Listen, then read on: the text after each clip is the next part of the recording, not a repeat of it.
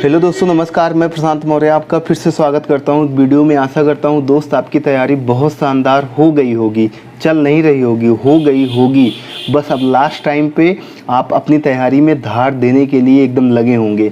दोस्तों, इस वीडियो में मैं आपको बात करने वाला हूँ रीजनिंग के बारे में, क्योंकि आपको पता होगा कि यूपीपी के एग्ज़ाम में रीजनिंग का सबसे बड़ा वेटेज है और यहाँ से 55 क्वेश्चन पूछे जाते हैं।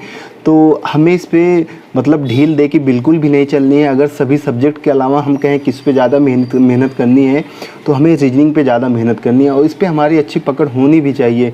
क्यों ना, क्योंकि यहाँ से 55 क्वेश्चन पूछे जाते हैं। अगर किसी और सब्जेक्ट को मिला लो, जहाँ 2 सब्जेक्ट मिलेंगे वहाँ ये अकेला 55 क्वेश्चन का वेटेज रखता है। तो हमें ये पता होना चाहिए कि इसमें कौन से इंपॉर्टेंट चैप्टर हैं जहाँ से फरवरी के एग्ज़ाम में क्वेश्चन बने थे और कहाँ से बनने की संभावना है। इन सब की प्रैक्टिस हम कहाँ से करें, लास्ट टाइम पे हम बुक से करें या हम कहीं सीरीज चल रही है ऑनलाइन करें, कहाँ से करें, इन सब के बारे में मैं बताने वाला हूँ इस वीडियो में। दोस्त, वीडियो पसंद आया तो एक प्यारा सा कमेंट्स कर देना और वीडियो को लाइक कर देना। अगर आपको किसी भी प्रकार का नोट्स चाहिए तो आप टेलीग्राम चैनल से जुड़ सकते हैं, वहाँ पे आपको मिल जाएगा, उसका लिंक कमेंट्स में पिन है। तो दोस्त, मैं आपको सबसे पहले बता दूं कि रीजनिंग में आपको लास्ट टाइम पे बुक से प्रैक्टिस नहीं करनी है। किससे? आपको बुक से प्रैक्टिस नहीं करनी है। क्यों? अगर आप बुक को फॉलो करोगे दोस्त तो आप बहुत ज़्यादा पीछे रह जाओगे, क्योंकि अब बुक से प्रैक्टिस करने का टाइम बचा ही नहीं है। आपको पता होगा मुश्किल से 8-10 दिन, आपका 7-8 दिन बचा हुआ है परीक्षा में। तो आप बुक को फॉलो मत कीजिए। आप कहेंगे भैया अब हम कहाँ से प्रैक्टिस करें अगर हम बुक नहीं लगाएंगे। तो दोस्त, इसी के बारे में मैं बताने वाला हूँ।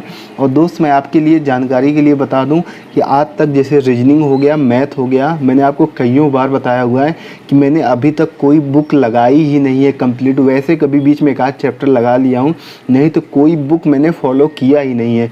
एक बार मैंने पूरा उसका सिलेबस कंप्लीट किया हुआ है, फिर ऑनलाइन जितने भी प्रैक्टिस सेट यूपी पुलिस के चल रहे हैं 2021 से सिर्फ वही लगा रहा हूँ।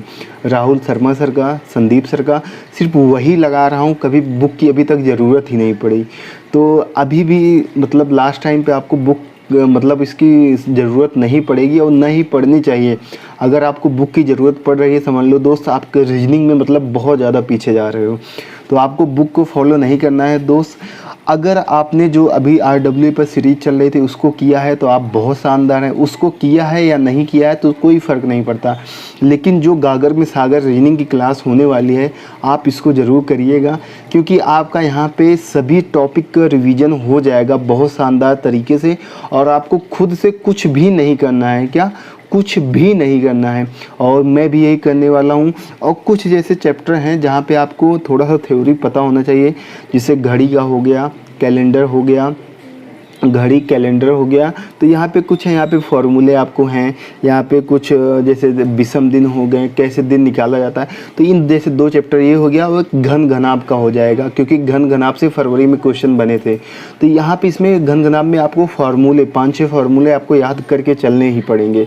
तो ये 2-3 चैप्टर ऐसे हैं जहाँ पर आपको थोड़ा सा थ्योरी पता होना चाहिए। तो अगर आपने नोट्स बनाया हुआ है तो आप वहाँ से पूरा पढ़ लीजिए, अगर नहीं है तो मैंने टेलीग्राम पर दिया हुआ है, आप वहाँ से पढ़ सकते हैं, पूरा इसमें है। और इसी में कुछ क्वेश्चन बनते हैं, जैसे फूल वगैरह जैसे आ जाएगा कि एक बंदर इतने मिनट में चढ़ता है, 2 पैर 4 पैर, ये सब रीजनिंग के सवाल हैं।